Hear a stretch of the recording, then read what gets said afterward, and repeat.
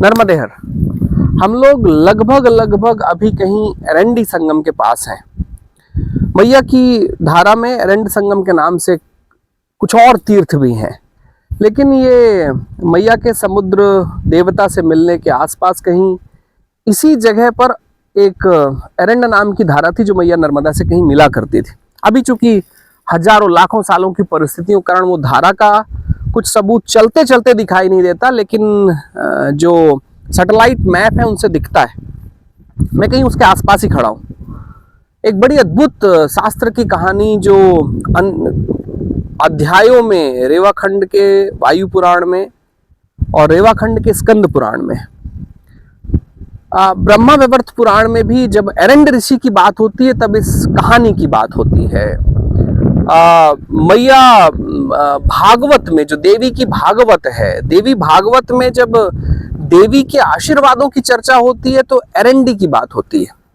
एक बड़ी अद्भुत शास्त्र की कहानी की एक बार एक एरंड नाम के ऋषि हुए थे। एरंड ऋषि का बड़ा अद्भुत भारतीय शास्त्र में बहुत अद्भुत, ज्ञान परंपरा में बहुत अद्भुत स्थान रहा है, तपस्या परंपरा में बहुत अद्भुत स्थान रहा है।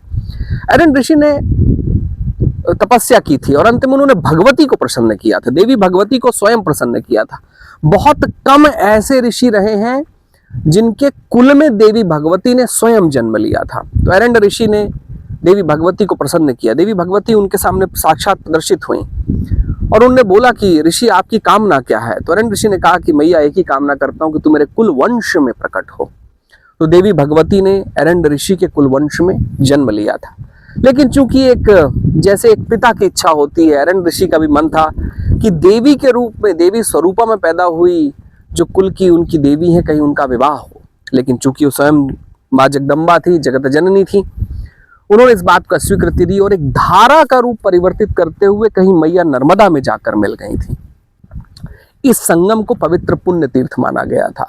आगे कुछ तीर्थ पड़ते हैं, पीछे कुछ तीर्थ है, कपिलेश्वर तीर्थ पीछे पड़ा है।